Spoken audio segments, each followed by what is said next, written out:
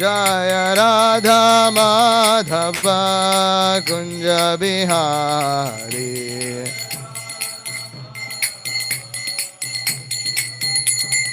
जय राधा माधव कुंज बिहारी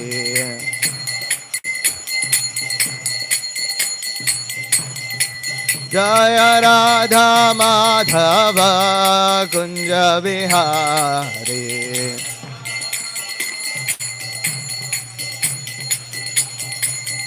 जय राधा माधव कुंज बिहारी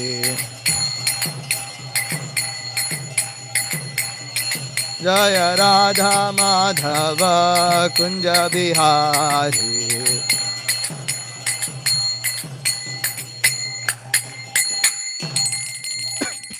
जय ओम विष्णुपाद परमहंस परिव्राजकाचार्य अष्टोत्तर श्रुत श्री श्रीमद् अभय चरणारविंद भक्ति वेदांत स्वामी शील प्रभुपाद की जय श्रीमद् भागवतम की जय all glories to the assembled devotees all glories to the assembled devotees all glories to the assembled devotees all glories to Shri Guru and Shri Gauranga all glories to Srila Prabhupada Namo Vishnupadaya Krishna Prishthaya Bhutale Srimate Bhakti Vikas Swaminiti Namane Namo Vishnupadaya Krishna Prishthaya Bhutale Srimate Bhakti Vedanta Swaminiti Namane Namaste Saraswate Deve Gauravani Pracharine Nirvishesha Shunyavadi Paschatya Deshatarine Jai Shri Krishna Chaitanya Prabhu Nityananda Shri Advaita Gadadhara Srivasadi Gaur Bhakta Vrinda Hare Krishna Krishna Krishna Hare Hare Hare Rama Rama Rama Hare Hare Om Namo Bhagavate Vasudevaya Om Namo Bhagavate Vasudevaya Om Namo Bhagavate Vasudevaya. It's a simple rule. You have to come in front. Otherwise you kind of shock the person. Something's falling on their shoulder. And they come from the back. If you will see Maharaj, he will always ask to come in front. Okay. Hare Krishna. Reading from Srimad Bhagavatam, Canto 2, titled Cosmic Manifestation, Chapter 6, titled Purusha Sukta Confirmed, Text 18. Saha Amritasya Abhayasya Ishaha Martyam Annam Yat Atyagat Mahima Eshaha Tataha Brahman Purushasya Duratyayaha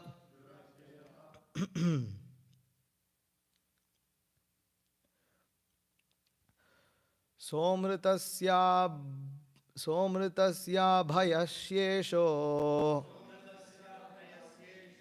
Somritasya Bhayasyesho Martyamannam Yadatyagad Martyamannam Yadatyagad Martyamannam Yadatyagad Mahimaishatato Brahman Mahimaishatato Brahman Purushasya Duratyayaha Purushasya Duratyayaha Somritasya Bhayasyesho Martyamannam Yadatyagad Mahimaishatato Brahman Purushasya Duratyayaha Somritasya Bhayasyesho Martyamannam Yadatyagad Mahimaishatato Brahman Purushasya Duratyayaha. Please repeat. Somritasya Bhayasyesho Somritasya bhayasyesho martyamannam yadatyagat mahimaishatato brahman purushasya duratyayaha. Somritasya bhayasyesho martyamannam yadatyagat himaishatato brahman purushasya duratyayaha.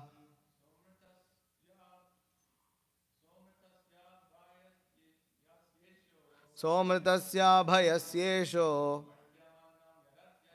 martyamannam yadatyagat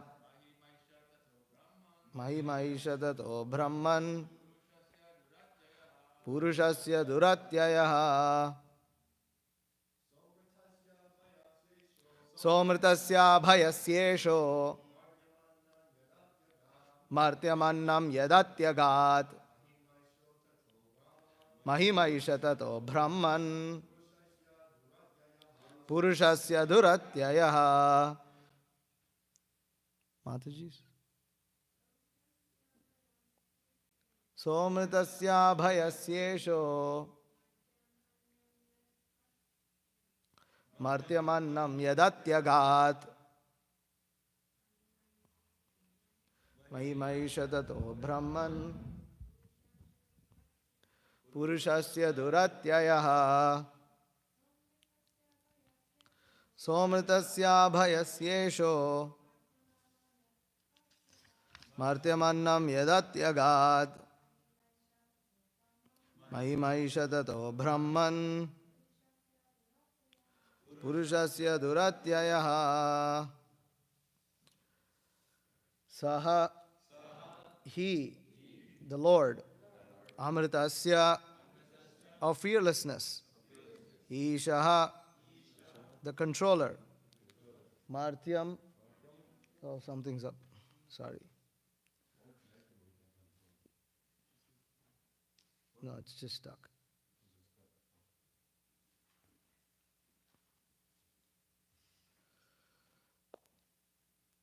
Okay. Abhayasya, fearlessness. Ishaha, the controller. Martyam, dying. Annam, fruit of action. Yet, one who has. Atyagat, has transcended. Mahima, the glories. Eshaha, of him. Tataha, therefore. Brahman, O Brahmana. Narada, Purushasya, of the Supreme Personality. Duratyayaha, immeasurable. Translation purport by His Divine Grace A.C. Bhaktivedanta Swami Srila Prabhupada. The Supreme Personality of Godhead is the controller of immortality and fearlessness, and He is transcendental to death and the fruitive actions of the material world. O Narada, O Brahmana, it is therefore difficult to measure the glories of the Supreme Person. Purport. This is a long purport. Okay. Could someone just scroll this and then give it back to me? Because it's easier for me to read a long purport book. The glories of the Lord in the transcendental 75% of the Lord's internal potency are stated in the Padma Purana, Uttarakhanda. It is said there that the number of planets in the spiritual sky, which comprises the 75% expansion of the internal potency of the Lord, is far, far greater than the number of planets in the total universes composed of the external potency of the Lord. In the Chaitanya Charitamrita, the total universes in the external potency of the Lord are compared to a bucket full of mustard seeds. One mustard seed is calculated to be a universe itself. In one of the universes in which we are now living, the number of planets cannot be counted by human energy. So how can we think of the sum total in all the universes which are compared to a bucket full of mustard seeds? And the number of planets in the spiritual sky is at least 3 times the number of those in the material sky. Such planets, being spiritual, are in fact transcendental to the material modes. Therefore, they are constituted in the mode of unalloyed goodness only. The conception of spiritual bliss, Brahmananda, is fully present in those planets. Each of them is eternal, indestructible, and free from all kinds of inebrieties experienced in the material world.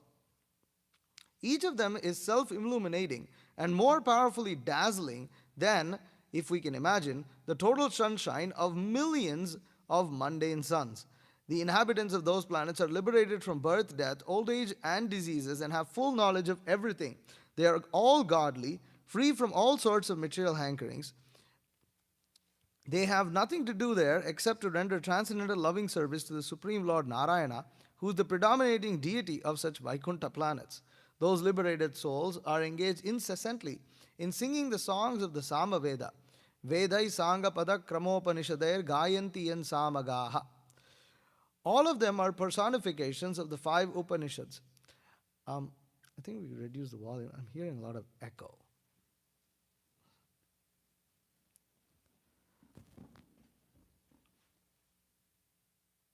Tripada Vibhuti, or the 75%, known as the internal potency of the Lord, is to be understood as the kingdom of God far beyond the material sky. And when we speak of Ekapad Vibhuti, or the 25% comprising of his external energy, we should understand that this refers to the sphere of the material world. It is also said that in the Padma Purana, that the kingdom of Tripad Vibhuti is transcendental, whereas the Ekapad Vibhuti is mundane. Tripad Vibhuti is eternal, whereas Ekapad Vibhuti is transient. The Lord and his eternal servitors in the transcendental kingdom all have eternal forms which are auspicious, infallible, spiritual, and eternally youthful. In other words, there is no birth, death, old age, and disease. That eternal land is full of transcendental enjoyment, full of beauty and bliss. This very fact is corroborated in this verse of Srimad Bhagavatam, and the transcendental nature is described as Amrita. As described in the Vedas, Udamritatvasyeeshanaha. The Supreme Lord is the Lord of immortality, or in other words, the Lord is immortal because He is the Lord of immortality. And because He is the Lord of immortality, He can award immortality to His devotees. In the Bhagavad Gita, chapter 18, text 16, the Lord assures that whoever may go to His abode of immortality shall never return to this mortal land of threefold miseries. The Lord is not like a mundane Lord. A mundane master or Lord never allows his subordinates to enjoy equally with him, nor is a mundane Lord immortal, nor can he award immortality to his subordinates. The Supreme Lord, who is the leader of all living entities, can award all the qualities of His personality unto His devotees, including immortality and spiritual bliss. In the material world, there is always anxiety or fearfulness in the hearts of all living entities, but the Lord, being Himself the Supreme Fearless, also awards the same quality of fearlessness to His pure devotees. Mundane existence is itself a kind of fear, because in all mundane bodies, the effects of birth, death, old age, and disease always keep a living being compact in fear. In the mundane world, there is always the influence of time, which changes things from one stage to another, and the living entity, originally being avikara or unchangeable, suffers a great deal on account of changes due to the influence of time. The changing effects of eternal time are conspicuously absent in the immortal kingdom of God, which should therefore be understood to have no influence of time and therefore no fear whatsoever. In the material world, so-called happiness is the result of one's own work. One can become a rich man by dint of one's own hard labor, and there is always fear and doubt as to the duration of such acquired happiness. But in the kingdom of God, no one has to endeavor to attain a standard of happiness. Happiness is the nature of the spirit. As stated in the Vedanta Sutras, Anandamayo Bhyasat, the spirit is by nature full of happiness. Happiness is the spiritual nature. Happiness in the spiritual nature always increases in volume with a new phase of appreciation. There is no question of decreasing the bliss.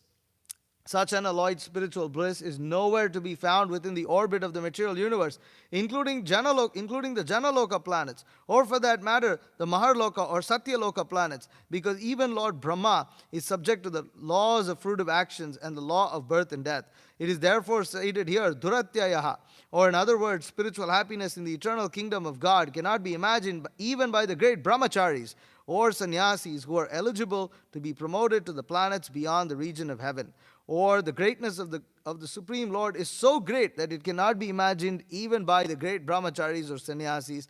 But such happiness is factually attained by the unalloyed devotees of the Lord by His divine grace. Om Ajnanatimirandasya Jnananjana Shalakaya Chakshurunmilitam Yena Tasmai Shri Gurave Namaha Shri Chaitanya Manobhishtam Stapitam Yena Bhutale Swayam Rupa Kadamahyam Dadati Supadantikam Vandeham Shri Guru Shri Utafpada Kamalam Shri Gurun Vaishnavamscha Shri Rupam Sagarjatam Sahagana Raghunathan Vitam Tam Sajivam Sadvaitam Savadhutam Parijana Sahitam Krishna Chaitanya Devam Shri Radha Krishna Padan Sahagana Lalita Shri Vishakan Vitamscha He Krishna Karuna Sindhu Dina Bandho Jagatpate Gopesha Gopika Kanta Radha Kanta Namostute Tapta Kanchana Gaurangi Radhe Vrindavaneshwari Vrishabhanu Sute Devi Pranamami Hari Priye Vancha Kalpatarubhyascha Kripa Sindhubhyevacha Patitanam Pavanebhyo Vaishnavebhyo Namo Namaha Jaya Shri Krishna Chaitanya Prabhu Nityananda Shri Advaita Gadadhara Shri Vasadi Gaura Bhakta Vrinda Hare Krishna Krishna Krishna Hare Hare Hare Rama Rama Rama Hare Hare.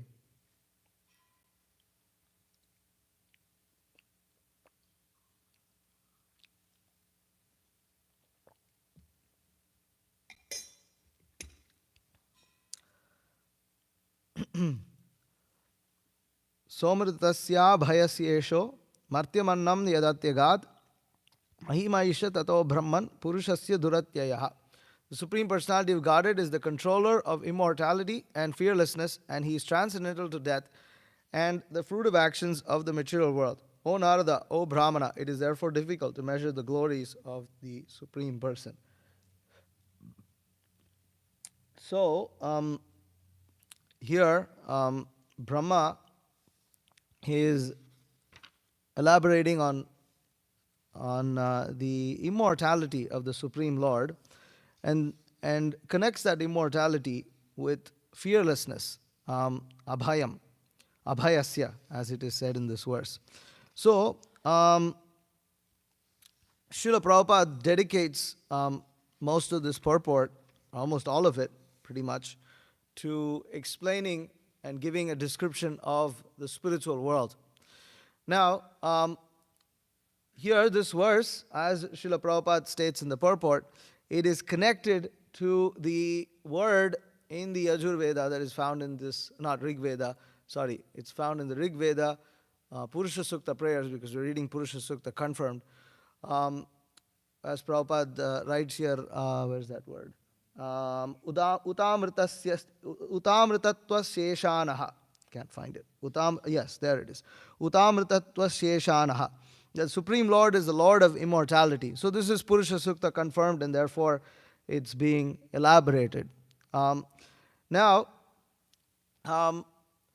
Supreme Lord is immortal, and because He's immortal, He can award that immortality. And those who are foolish people of this world instead try to pay scientists or doctors to try to keep them immortal when the same scientists and doctors are not immortal. This is going on today in the world. And that shows how foolish they are, because I cannot give you something that I don't have.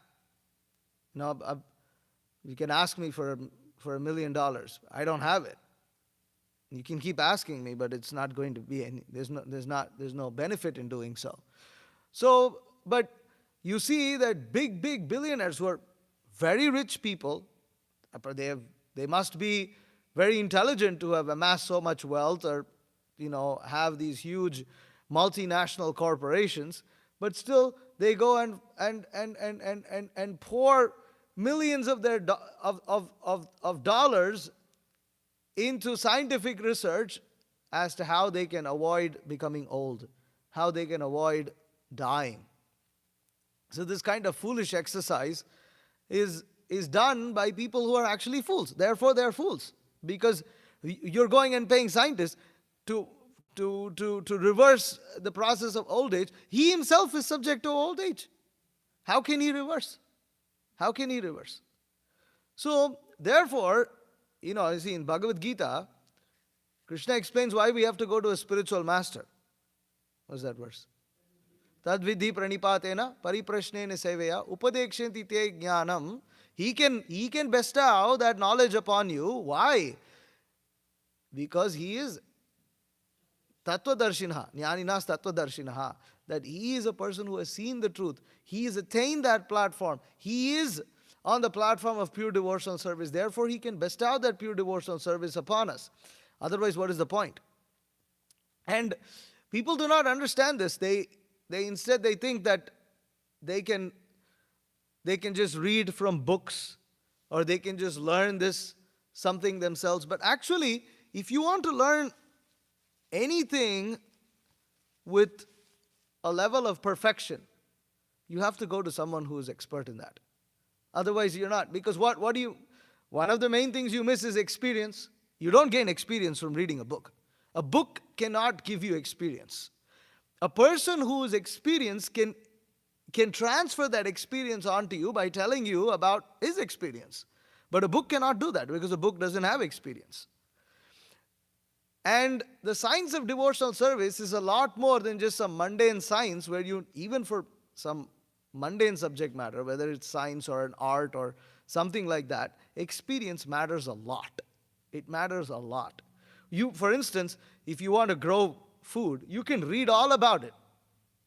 But when you actually do it, it's a whole other story. And farmers can tell. Now, you see, for instance, I was reading Harishauri Prabhu's, I'm going through Transcendental Diary slowly. So Srila Prabhupada, he wanted to buy some land near Vrindavan for, cows. And he took one person with him, I forgot his name. He's a local, favorable donor. Bhagatji.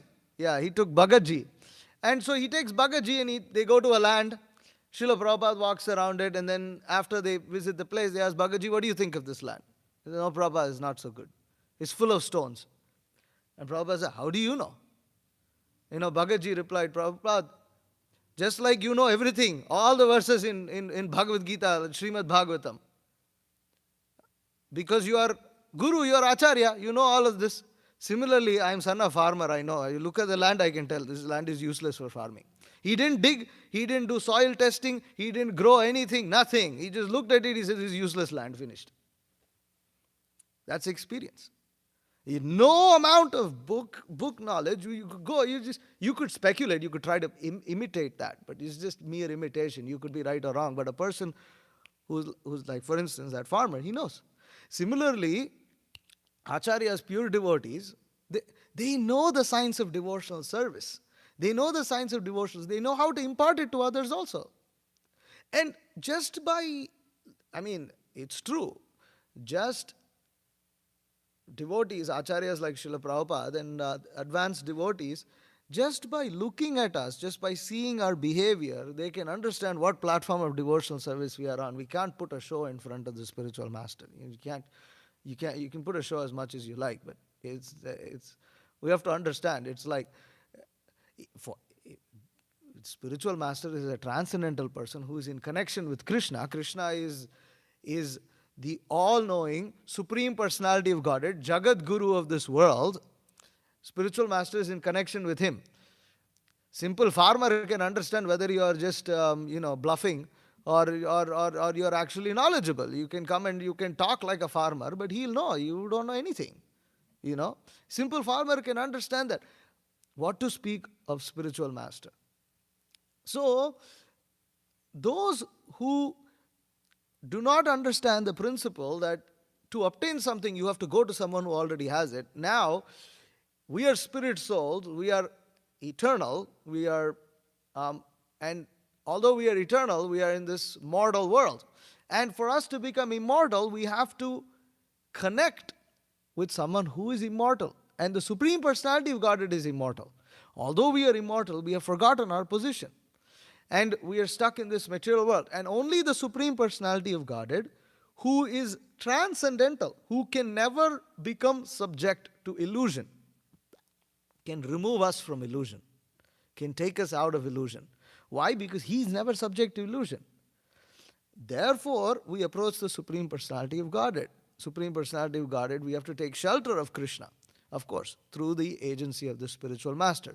Pure devotees are also, because they are under the protection of Krishna, they are always under his shelter. They are also never subject to Maya. They are not influenced by Maya. And therefore, when we take shelter of pure devotees in Krishna, we attain that immortality. Now, Amritaha, immortality and fearlessness has to be connected. For instance, although in the Vedic texts, the demigods are also described as, in some places and passages, they are described as being Amrita, immortal. That word is used. In fact, that is the story, right? The churning of the milk ocean, that if they drink that, then they become immortal.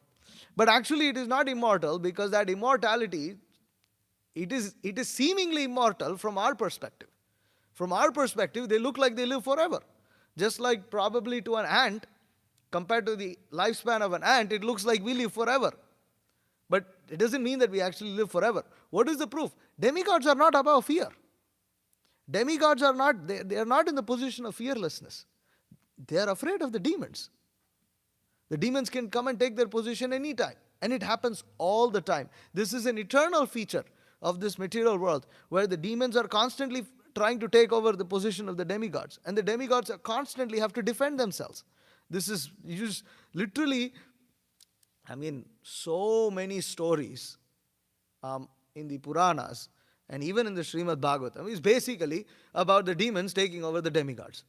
Right? What can you think of? See, Hiranyaksha, same thing. Hiranyaksha, Hiranyakashipu. So therefore Varaha came, Narsimha came, Vamana came for the same reason. Right? You have the churning of the milk ocean that happened. That also happened because of the same reason. What else? And Ravana, literally almost everything is just like, this is what it is. Just in the Bhagavatam, so many times Supreme Personality Godhead has to come and save the demigods. That, and we are only reading of a few, right? If you go and, sorry? Yeah, Indrari Vyakulam Loke. So this, in every age, the Supreme Personality of Godhead has to appear to defend the demigods from the demons. So, of course, Krishna doesn't just appear for that purpose. He also appears to give pleasure to his devotees. That's a different thing. But here, we are talking about fearlessness, that the Supreme Personality of Godhead is transcendental to death. Therefore, less intelligent people, they approach the demigods because they are fearful. Ultimately, whether you are seeking freedom from health problems, whether you are seeking, greater wealth, greater material prosperity, whether one is seeking, whatever, a good wife or children, etc., etc. Ultimately, it all comes from the platform of fear. Ultimately, it is all based on us overcoming fear. And less intelligent people approach demigods thinking that their fears can be mitigated. But actually, the fears cannot be completely mitigated, because the demigods themselves are not above that position of fearlessness. They are not, above the position of fear. So they are not on the platform of fearlessness. Therefore, one has to approach the Supreme Personality of Godhead. So, Prabhupada, Brahma therefore says, O Narada, Brahmana, it is therefore difficult to measure the glories of the Supreme Person, because how can you measure someone who is unlimited? How can you measure someone who is immortal, who is fearless, completely fearless, who is completely transcendental? You cannot measure his glories. So, let's see how much of this purport is a big purport. So I'm going to try to see what I can speak here. So Prabhupada, in the beginning, he speaks of how the transcendental 75% of the Lord, the glories of the Lord in the transcendental 75% are stated in the Padma Purana. And he explains how the material world, the material universes are like a bucket full of mustard seeds. You can't even count them. You can pour a bag of mustard seeds. You can go and buy it in the store. Right? Go buy bag of mustard seeds, how much ever it costs in Patel Brothers. It's like whatever, $7 maybe, something like this, $6, $7. Maybe that's too much. So, and then you bought it, you're the owner of it. Do you know how many mustard seeds are there? You don't. You can grab a fistful of sand. Do you know how many grains are there? We don't. This is how much ignorant we are. We can grab something with our own hands. We have captured it within our own hands. We feel like we're the possessor of something, but we don't even know what it is. We don't have the capability of knowing. What to speak of this material universe? And Prabhupada is writing here that you have a bucket full of mustard seeds. The universes are like that. So many universes. And then within each universe, the number of planets cannot be counted by human energy. So how can we think of the sum total of the universes which are compared to a bucket full of mustard seeds? You cannot measure. It's impossible. There's so many planets in the material universe, you cannot count them. The scientists waste their time because they spend so much money on these things. It's amazing how much money they spend. And rich people are all into this, right? You have people like Elon Musk funding all these things. It's such a waste of money and such a waste of time. Why do you need to do this? What is the use? Because actually they're like children. Like children, children don't have a conception of value of time. They just do whatever they feel like doing. That's all. And so much money, so much time, so much effort is used into wasteful exercises. And I remember when I used to read, when I was in school, in science books, they would bring up a particular subject matter. It's like, I don't know what. It's like, back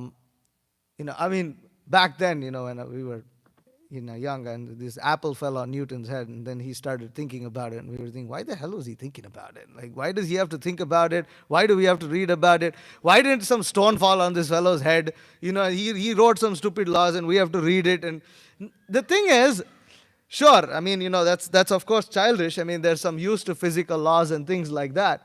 But to think that people like all these scientists spend so much time and energy, their whole life, writing equations, the entire wall of equations and mathematical equations and complex subject matters, and they never understood the purpose of human life. They never understood who created everything. They never thought about this. It's so boring to read these things. It's so boring. But they still go on with this. They still go on with that. And why? Because ultimately it comes from the platform of ahankar, where they think that through their limited intelligence they can grasp the true glories of the Supreme. They can actually understand. Prabhupada is making the point here that we cannot even understand matter. We cannot even understand matter. How are we going to understand the spiritual world? There is no way to understand it. This is the point of this purport. And Prabhupada is saying that the spiritual sky, Brahmananda, spiritual bliss, is fully present in all of the planets in the spiritual world.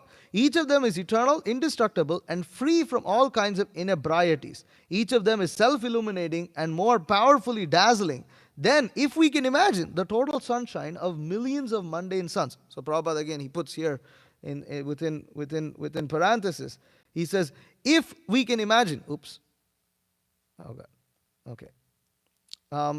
he says, if we can imagine, that each of them is self-illuminating and more powerfully dazzling than the total sunshine of millions of mundane suns. It's impossible to imagine. It's difficult to imagine. It's difficult. Just like, simple things. We can't imagine simple things in this world. We cannot imagine how. I personally struggle to imagine. I struggle to tolerate cold, severe cold.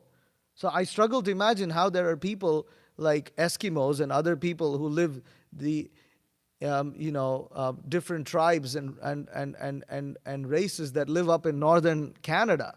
Like, how do you live? What kind? How can you? They can't live how you. They think how you living so hard. It's like they can't imagine. It's reality. It exists, but we cannot imagine. So in this world, we're so limited. We're so small, and we cannot imagine these things. But we get this information, and I remember when I was first reading the Srimad Bhagavatam, I was so excited because I was like, wow, there's actually information here about the spiritual world. I've always wanted, because, I've read, for instance, in some religions, they say, okay, what do you go to do in heaven? There's 16,000 virgins? 16,000? Huh? 72. Oh, sorry. Yeah, but in some religion they're saying, they say there's 72 virgins for you to go and enjoy, and there's groves and the wines of like where you get unlimited liquor or something like this. It's okay. I mean, it's some people get very excited with that because you get 72 virgins and those virgins apparently stay virgins how much ever you have sex with them. So probably sounds good, for some people. But I didn't feel like it was that exciting. I was like, okay, so you go drink and you have a lot of sex. Then what? It's like, I mean, I don't know. It's like you go up there and then, or furthermore, there's, Maharaj, Bhakti Vikas Maharaj quotes this English Christian scholar who says, okay, what do people go up in heaven? They look down and laugh and spite at people who are going down to hell, So it's not so exciting. But when I read the Bhagavatam, and I remember, although coming from a Hindu background, the conception that all you have to do is just merge into Brahman, and that was liberation. That's it. I remember asking my friend, I've said this many times, I said, so we're in the cycle of birth and death. Okay. This was before I came to Krishna consciousness. I remember, I think it was in 10th grade or something. So, so we're in the cycle of birth and death. We have to come out as a cycle of birth and death. So, but whatever activity we perform, you get good reaction or bad reaction, and this causes you to be born again. So what are you supposed to do? My friend said, well, actually, you're just supposed to stop it. You're just supposed to stop action. I said, so you're just supposed to stop. And then what do you do after you become liberated? You just stop. That's it. There's nothing more. Brahmananda, that's it. You just stay. And I said, this is not so unattractive. Like, what is that state? There's no bliss there. But a lot of people consider that to be bliss. They actually want to attain that position. But when I read the Bhagavatam, I became very excited because, and actually my friend was reading it before me. So he used to take excerpts and send it to me. And I was like, wow, this is so amazing. Actually I had, thanks to Kalki Prabhu, I forgot where the description of the Vaikuntha planets is. So it's in the second canto, and there, so there's a description of how the Vaikuntha planets are, how they exist. So, well, I'll just skip a couple of verses. Okay, the inhabitants of the Vaikuntha planets, this is Canto 2, Chapter 9, verse 11. The inhabitants of the Vaikuntha planets are described as having a glowing sky bluish complexion. Their eyes resemble lotus flowers. Their dress is of a yellowish color, and their body features are very attractive. They're just the age of growing youths, and they all have 4 hands, and they are all nicely decorated with pearl necklaces, with ornamental medallions, and they all appear to be effulgent. You see, Srila Prabhupada's books are so nice that you can actually read these and you can actually kind of like get some kind of idea. Because if it's not for Srila Prabhupada's books, these kind of descriptions they're not so easy to understand. Even from other sampradayas, if you just know English, you can't really understand them so well. And what's more is, I remember, as you know, as a new devotee, looking at these paintings that are found in the Bhagavatam and just staring at them and just thinking, this is so beautiful, this is so amazing, this is so exciting. This actually is like, this is something to like look forward to, that you want to go. Just look at those features, look at how beautiful they are, look at the environment of how beautiful it is. And these descriptions are given just for us to understand that how much ever we find this material world to be attractive, it's nothing compared to the spiritual world. It's just nothing compared to it. It gives this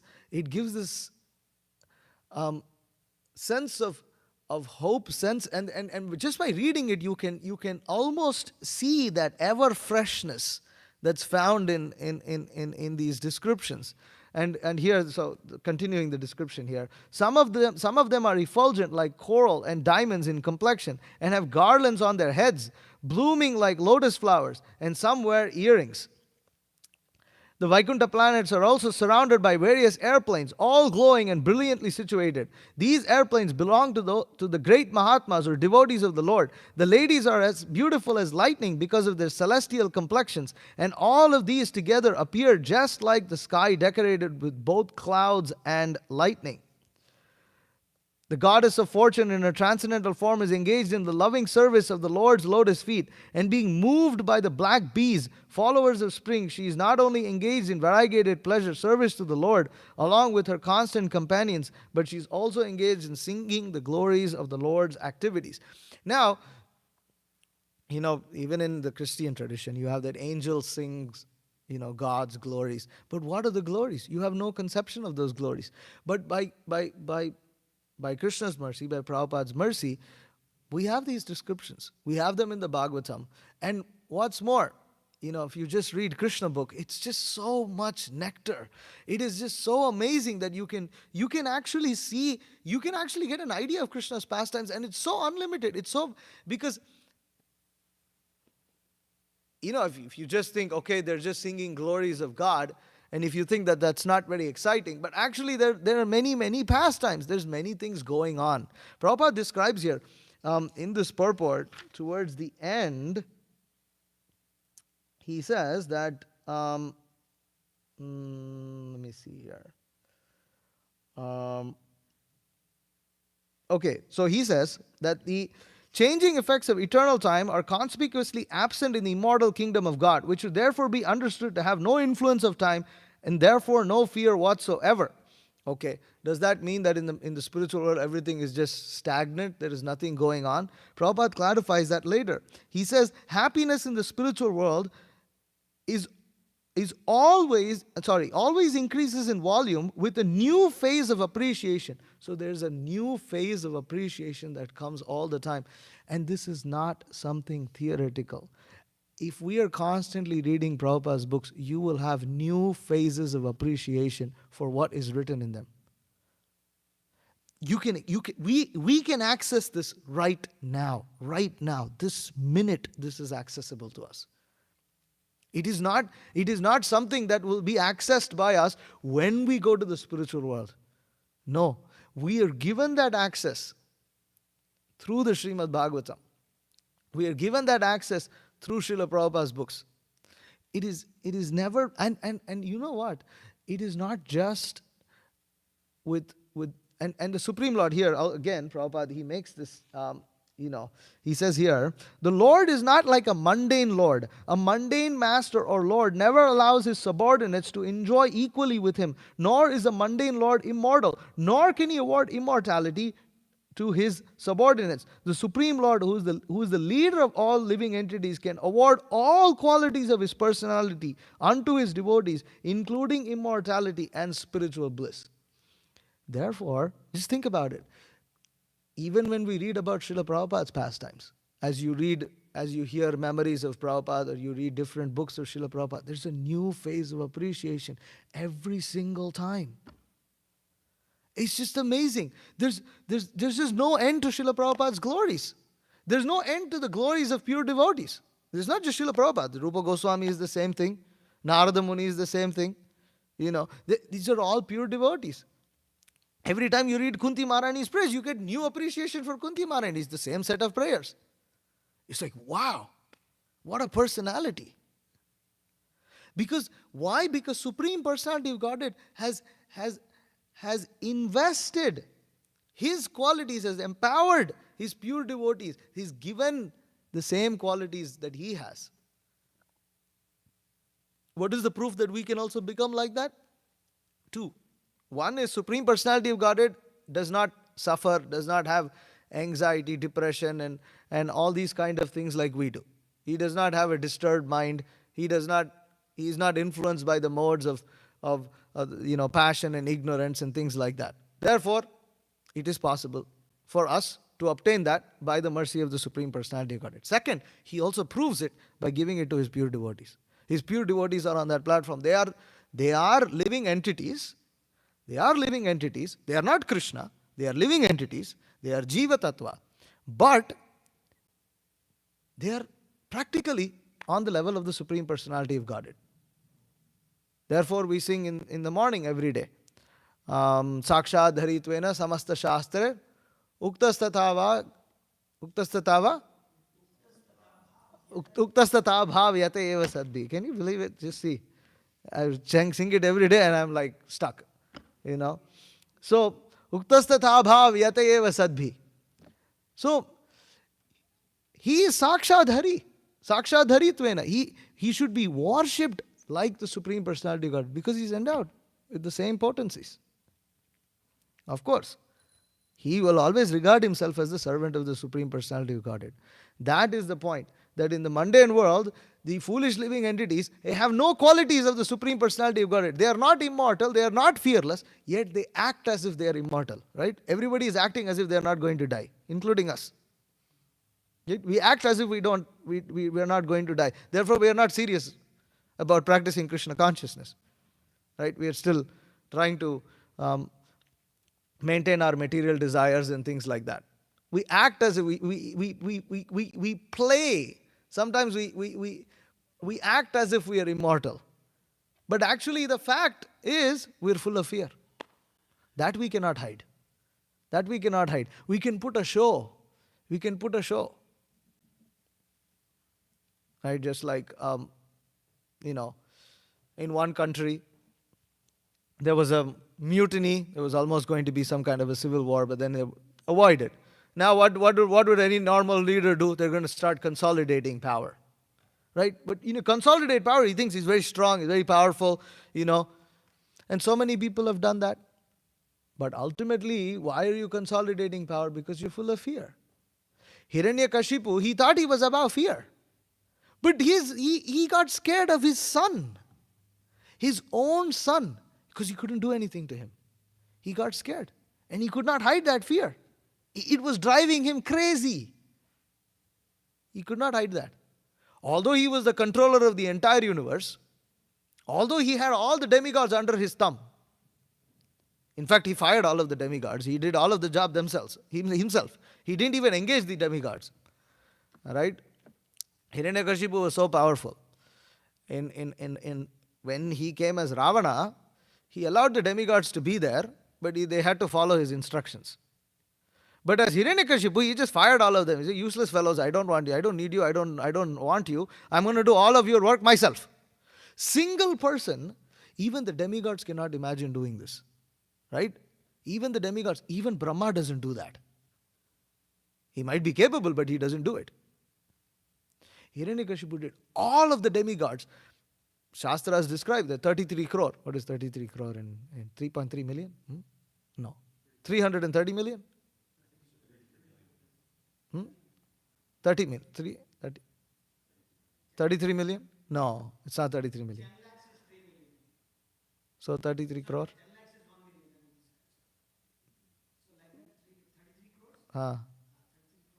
330 million. 330 million or 3.3 trillion. I don't know. It's one of them. It's not 30 million. No, definitely not 30 million. Okay, so the point is, he did all of that by himself. It's unimaginable. Yet he could not hide his position of fear. Only Supreme Personality. And Prahlad Maharaj, he was not managing the whole universe. He was not the Lord of the whole universe. He was not so competent. He didn't have so many people following him. Nothing. He was just a small 5-year-old child. He had fearlessness. So this is the position that is achieved by the mercy of the Supreme Personality of Godhead. Krishna gives that to his devotees. And it's something that even the great brahmacharis and sannyasis, they are unable to imagine. This is the conclusion here. That Prabhupada writes here that in the material world, so-called happiness is a result of one's own work. Right? So it is. People consider that so-called happiness. Because I worked, I got happy. But actually that is illusion. Right? Because we didn't work and we get distressed. Did we work for distress? No. Similarly, happiness also will come. If you didn't work for distress, then just like distress came of its own accord, happiness will also come. But in the material world, people think that happiness comes because of their own work. And Prabhupada writes here, so-called happiness is the result of one's own work. One can become a rich man by dint of one's own hard labor. And there's always fear and doubts as to the duration of such acquired happiness. So these great brahmacharis and sannyasis, they are also in the same illusion that through my effort, through my great austerity, I will control my senses and I will achieve liberation. And such people, they are unable to understand the glories of the Supreme Personality of Godhead because they don't understand the value of surrendering to the Supreme Lord. They don't understand. They think it is by their, therefore Shankaracharya, he criticizes. He says, Bhajagovindam, Bhajagovindam, Bhajagovindam, Mudamate, Samprapte Sannihite Kale, Nahi Nahi Rakshati Dukrintarane. Oh, you think you're very expert, grammarian, logician, this, that, and you're studying Vedanta, Vedanta, Vedanta. So my study of Vedanta, I will achieve platform of knowledge and I am above everything else and I will achieve. But the thing is, it's all still I. And great brahmacharis and sannyasis who have even achieved the planets of Janaloka, Prabhupada writes here, or Maharloka, or Satyaloka, they cannot understand. They cannot understand, they cannot even imagine the greatness of the Supreme Lord, cannot be imagined even by the great, this is different. Great brahmacharis or sannyasis, but such happiness is factually attained by the unalloyed devotees of the Lord by His divine grace. Therefore, simple practitioners, right? By surrendering to the Supreme Lord, just as Kunti Maharani says, how can we women understand you? Just women. Who are these women compared to, great sages, great sages, great tapasvis who have gone all the way to the spiritual, gone all the way to Satyaloka, Maharloka, Janaloka. Compared to them, what is a simple woman who still has attachment to her children? But she has achieved happiness. Because she says, what's that famous verse? Apunar Bhava Darshanam. Vipada Santuta Shashwat Tatra Jagat Guru Bhavato Darshanam Yat Syat Apunar Bhava Darshanam. So Vipada Santuta, she says, let these miseries keep coming because when these miseries comes, we see you, and when we see you, Apunar Bhava Darshanam, there we will not see birth and death again. So please keep giving these miseries because they're not, and why is she asking? Because they're not actually miseries. So I'll stop here. Thank you very much. If there are any questions or comments, please feel free to.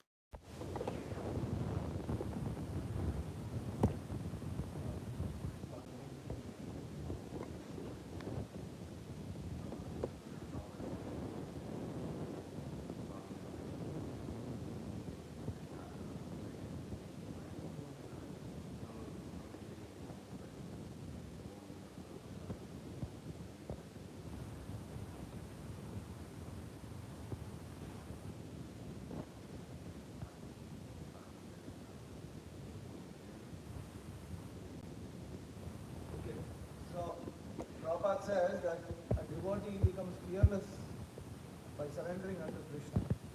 That, but he is always aware of, of, of the danger that if he does not surrender to Krishna, because surrender is an active principle. It is not that we surrender once and that's it, it's over. It is an active, ever-going thing. And a devotee transcends fear and comes to the platform of fearlessness by recognizing what that fear is, and by recognizing that the Supreme Lord is above such fear, and therefore I have to take shelter of that Supreme Personality of God. It is not that a devotee, the point is in Srila Prabhupada, he says they're not afraid of Maya, it's because they don't recognize Maya, they don't recognize how she works, they don't recognize how she can actually cause us to fall down. The recognition of something doesn't mean you are afraid of it. But what it means is recognition that we are very small. That humility is what Prabhupada is using in terms of fear. To understand from a humble position, it is not that, it is not that Maya is just like some, something that we can just like, who's Maya? Maya, I eat her for breakfast. Or something like that. Not that kind of recognition. Not that you just theoretically know Maya. No, you actually understand Maya is energy of Supreme Lord. Energy of Supreme Lord under his control. And the devotee prays to the Supreme Lord, listen, I'm not actually very sincere. Right? And in this material world, because I have a desire to enjoy separately from him. And in order to fulfill this desire, you have put me in illusion. Now, I still have that desire, but I want to take shelter of you. Please do not allow me to forget your lotus. This is recognition. This is that fear that Srila Prabhupada is talking about. Whereas, when we become accustomed to something and we kind of we think we become the masters of something, and we do not recognize our infinitesimal position. We don't recognize our helpless condition. We're actually helpless. That helplessness is different to the fear that people feel. The fear that a materialist feels is that he's trying to control, he's unable to control, he recognizes that he's not able to control, but he doesn't recognize his inability to control. He recognizes that although I'm trying everything very perfectly, I'm keeping my business very perfect, that somehow there will be some loss. And he's always afraid of that. But he doesn't recognize his inability. He doesn't recognize, he thinks that he's still the doer. That's the point. He doesn't recognize that he's not the doer, that he's actually a puppet. So that is the fear of the materialist. A devotee doesn't have that fear.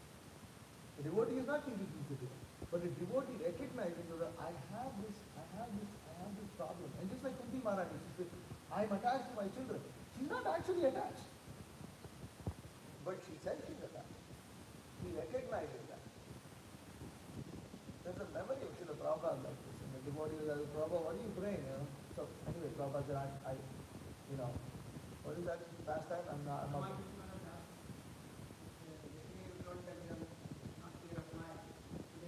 What are you praying? Right.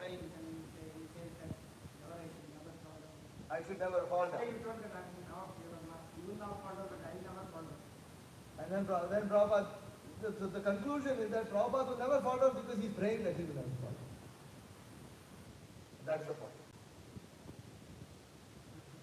So there's a difference between the fear of that the materialist has, because the materialist has nothing to rely on. He's not taking shelter of the Supreme Lord. He's taking shelter of his own minuscule strengths and intelligence and things like that. And he knows that minuscule strength and intelligence can be baffled at any time.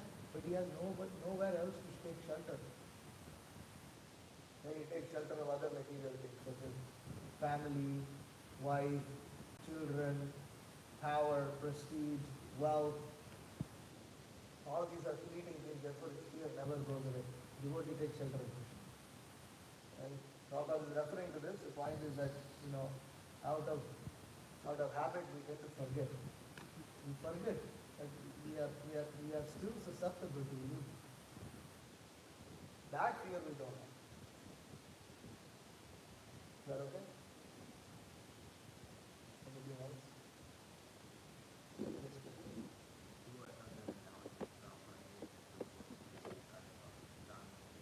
Yeah.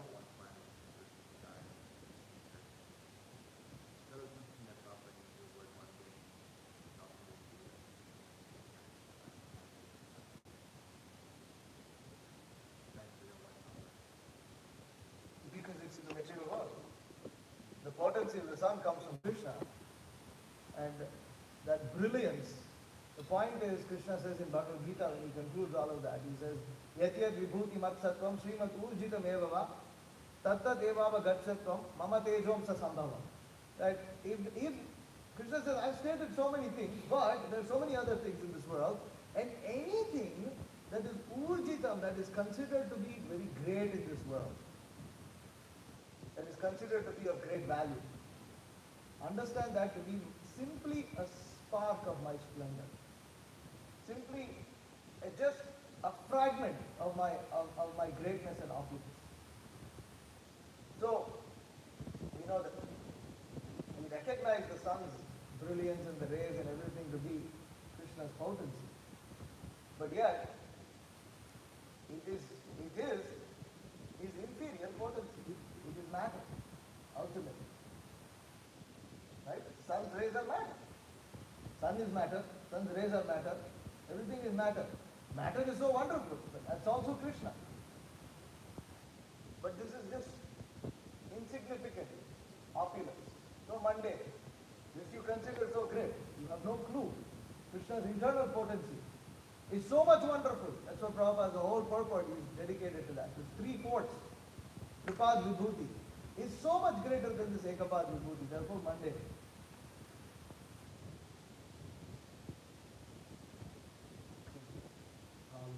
I'm going to give chance to Madhuri, and if there's time I'll come back.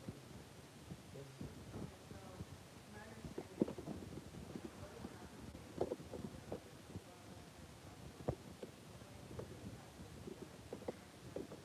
Correct.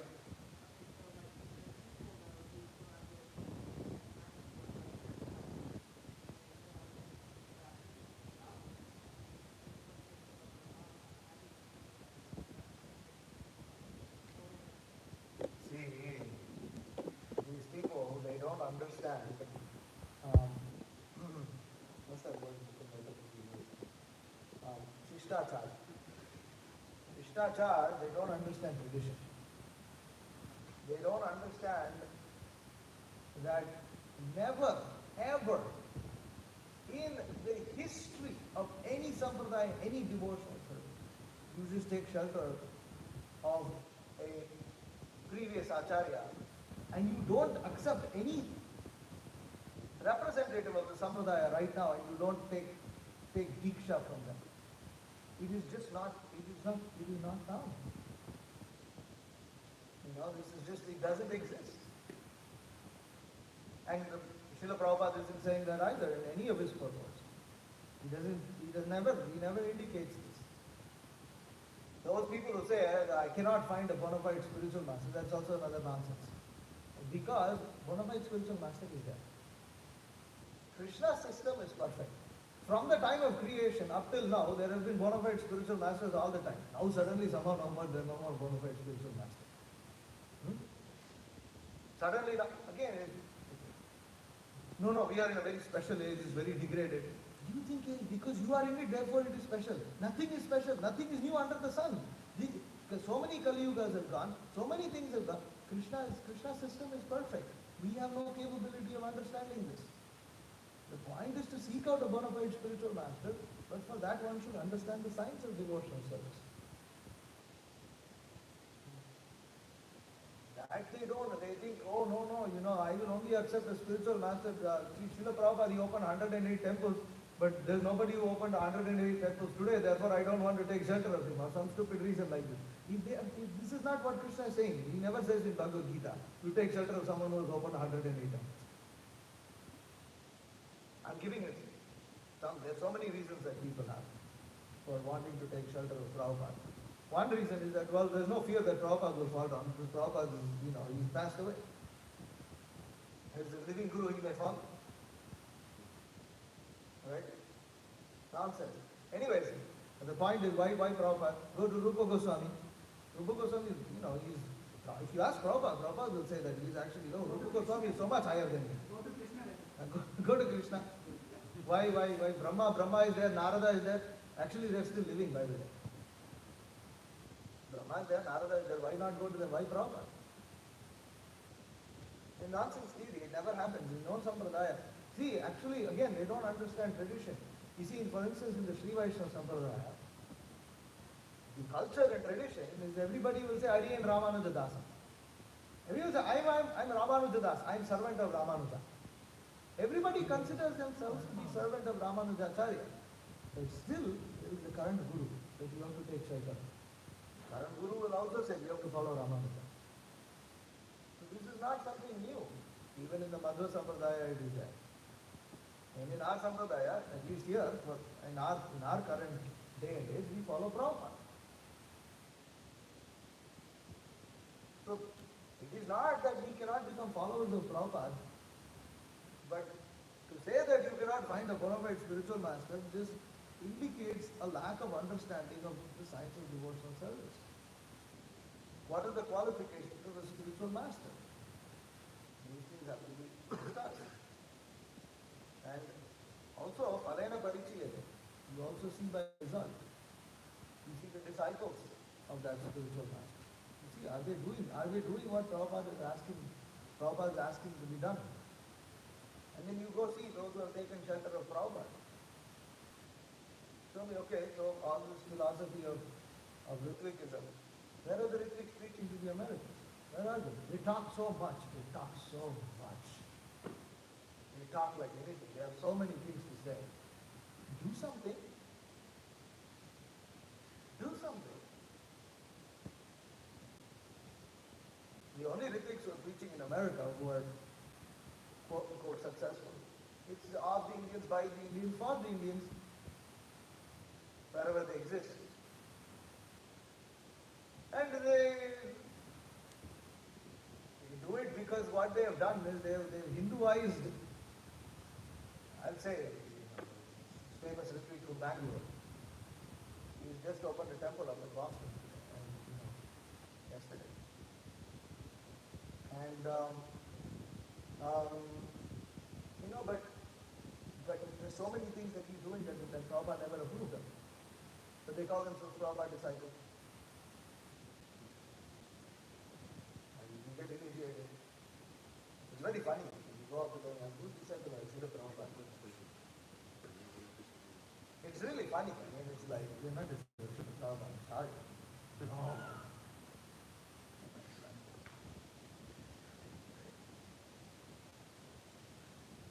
See, these devotees, they like to play the victim card. I tell you that.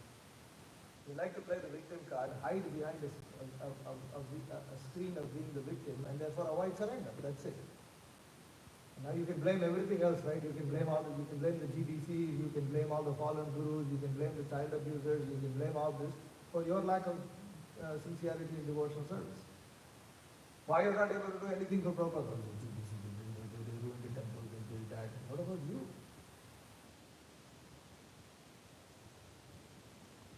So much can be said. I can send some. There are books that can be written in this regard. Entire articles. Articles. And we can send something if you want. Yes. There is a book called Ritwik Mayavada Satabhushan. 100 refutations against Levitas Maharaj.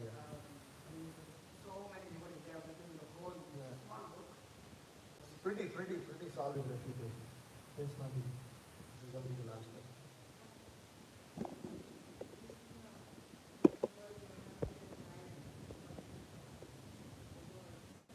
Excuse me?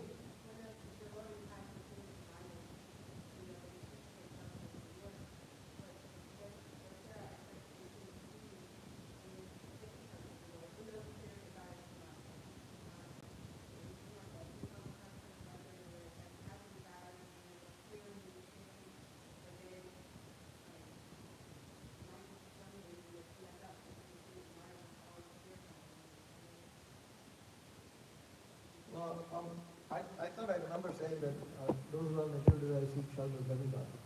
But anyways, may I say this? So, anyway, those who have material desires, those who don't have material, everybody should take shelter of Krishna. Everybody should take shelter of the Supreme Lord. Now, the purification will happen. It will take some time. You heard this answer so many times. I'm going to say it again because this, the material desires come up, we recognize them, and we don't cultivate them. Yeah. Therefore, the first verse in the Upadeshamrita says, the urges are there, but the urge has to be tolerated.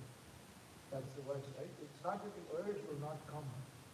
The urge will come. But we have to tolerate it. That's the first stage. Once we have tolerated it, after some time it will go away automatically. So for now, what we need to focus on is not, we shouldn't get frustrated that they're coming up. Rather, we should focus on tolerating. Wait, and you will, because if you think that, oh, they're coming up, oh my God, I'm so full of material desires, then you're just going to become depressed. But Rupa Goswami is not asking us to do that. In his first instruction in Upadeshamrita, he says, first you control, just tolerate it. Just tolerate those urges, don't act upon it. When we come to that platform of tolerating, then Rupa Goswami tells, okay, you have to avoid certain things, you have to take shelter of certain things, 6 things that you have to take shelter of, 6 things that you have to avoid.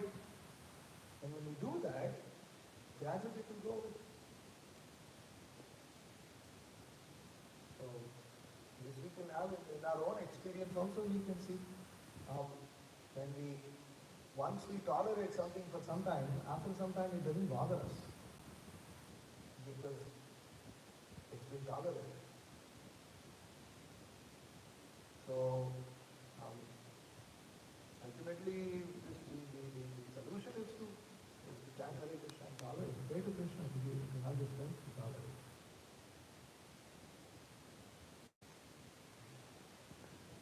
Hare Krishna. Thank you very much. Srimad Bhagavatam ki jai. Srila Prabhupada ki jai.